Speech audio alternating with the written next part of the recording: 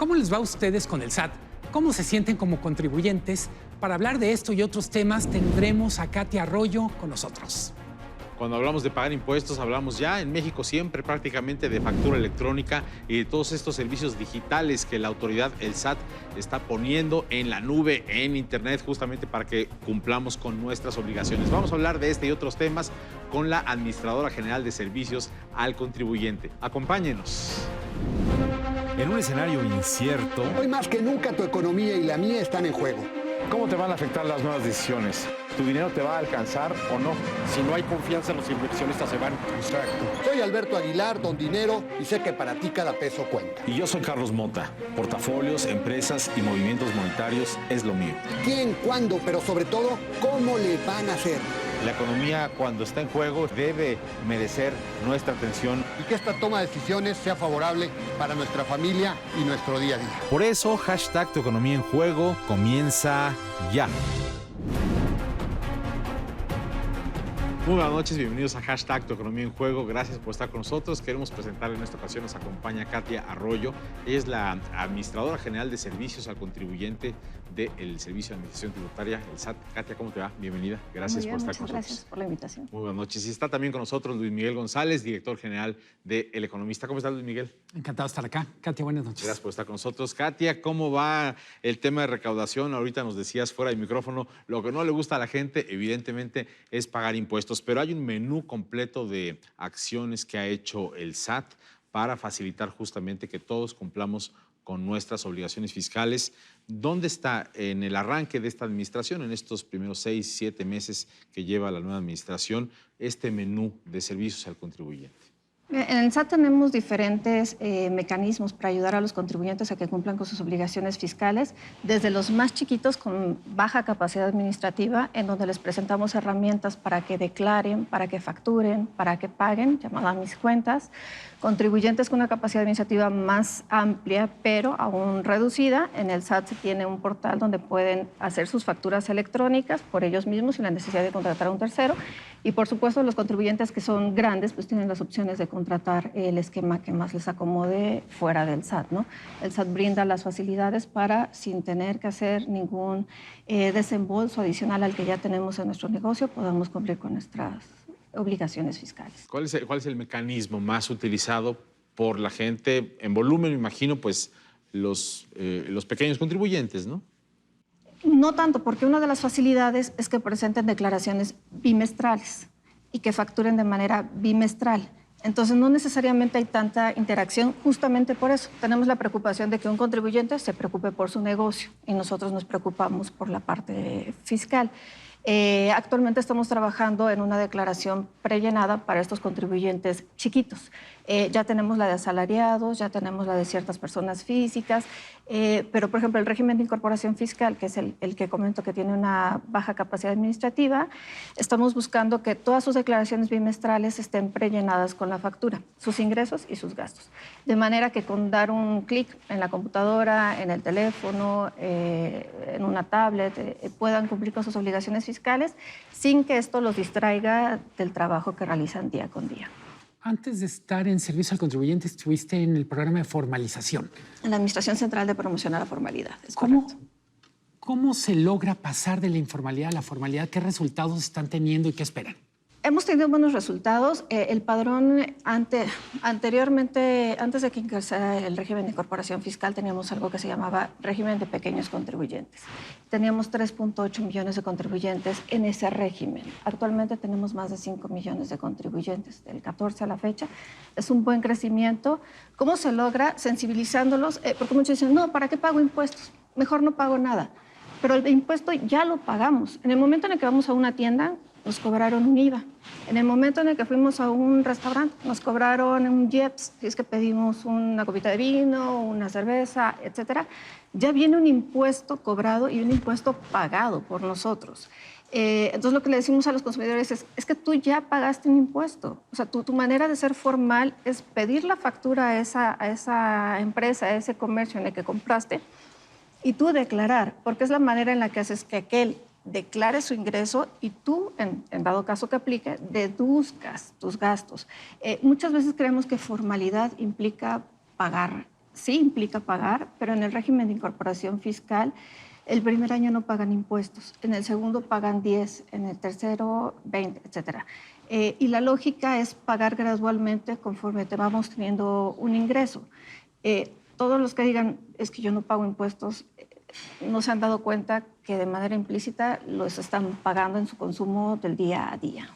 La factura electrónica fue un concepto que llegó pues para quedarse, ¿no? Hace ya algunos años, pero sí ha tenido varias etapas de transición en donde pronto en años recientes vimos pues estos cortes en donde el SAT nos decía pues a partir de ahora todo ya será factura electrónica. ¿Dónde estamos en este proceso de maduración de esta transición que ha sido hacia lo electrónico? Y te lo pregunto porque yo creo que en diferentes regiones del país, en diferentes tipos de negocios, hay personas que no tienen necesariamente el mismo grado de maduración de su propio negocio en términos de cómo funciona su negocio en el electrónico. En el 2011 se hizo general la factura electrónica por Internet.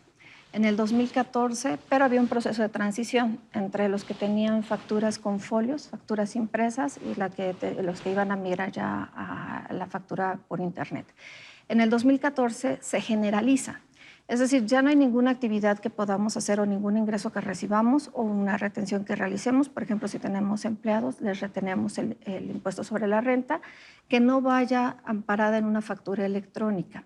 Este proceso de maduración y estos cambios que has comentado, en esta administración lo que estamos haciendo es justamente eso, fortalecer los cambios que se vinieron haciendo en años previos, que no fue malo. Por ejemplo, en el 2017 se implementó un catálogo de productos y servicios. Fue muy doloroso para muchos contribuyentes, porque es que son demasiados claves, demasiados productos. Puede ser, o sea, a lo mejor sí está amplio, pero ¿a qué nos ayuda? A que podamos identificar el producto en el que compró, para qué lo utilizó, y eso nos facilita en un futuro el poder hacer declaraciones prellenadas.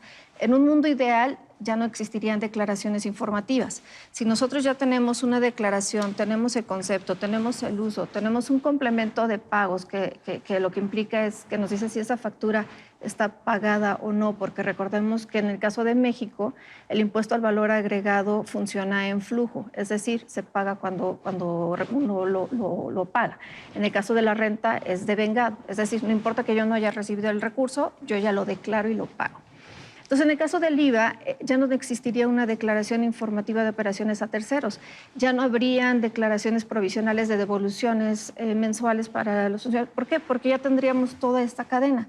¿Qué queremos hacer ahorita? Queremos consolidarlo, queremos madurarlo, queremos detectar los errores para corregir esos errores y que nos ayuden a tener una mejor declaración y que en un futuro el cumplir con el fisco sea transparente, sea sencillo. Cuando hablas de detectar errores, ¿cuáles serían los errores más frecuentes que están detectando ahora? El mal uso, la mayoría de las herramientas que se les ofrecen a los contribuyentes, voy a usar una mala palabra, son como fonéticas, ¿no?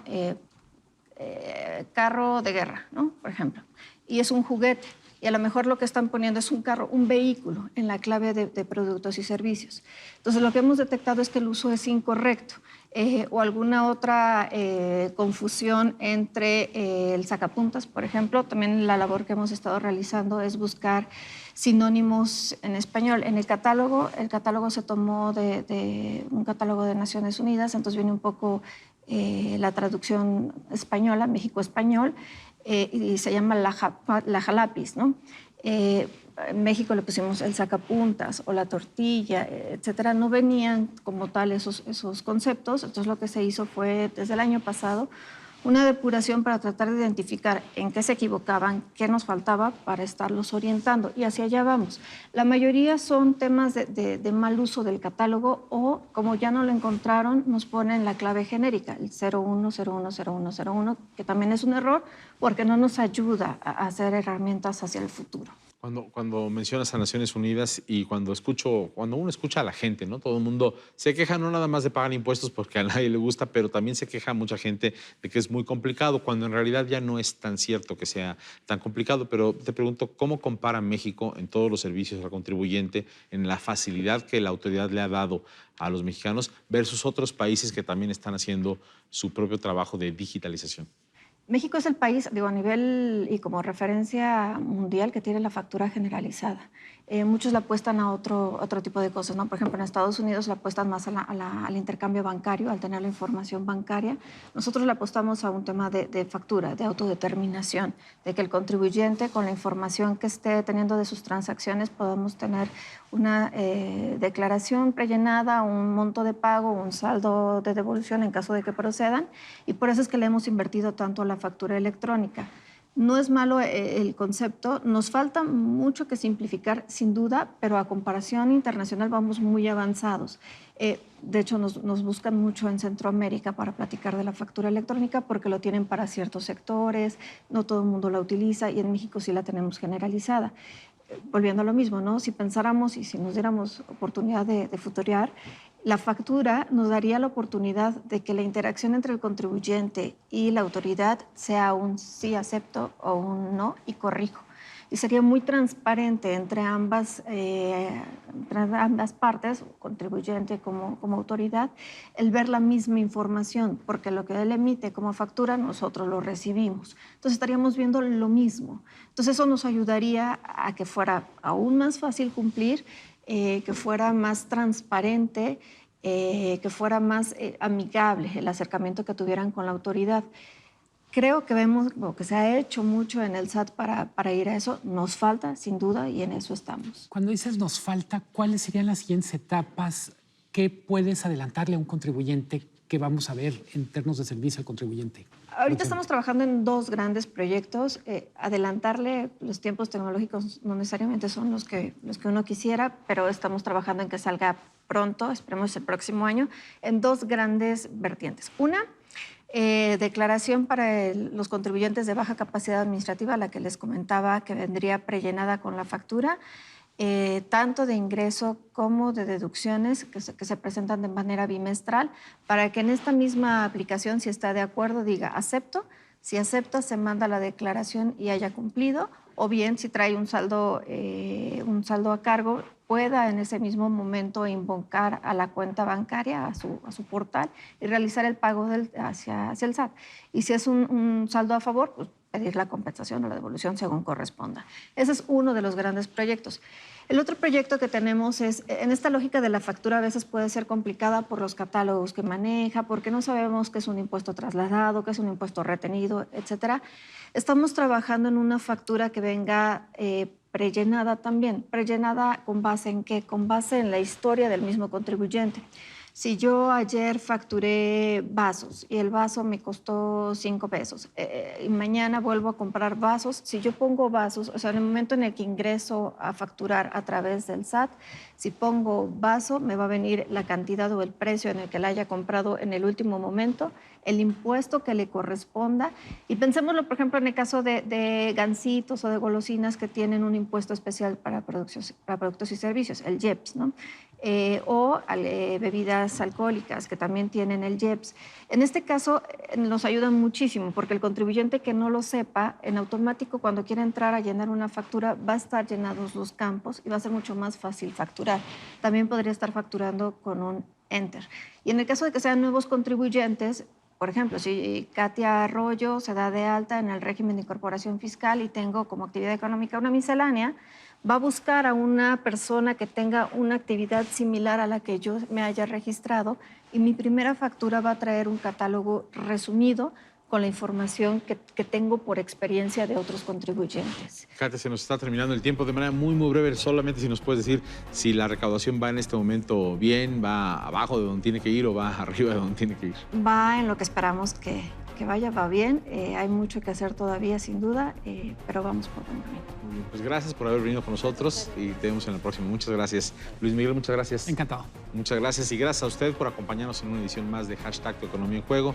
Nos vemos la próxima semana. Muy buenas noches.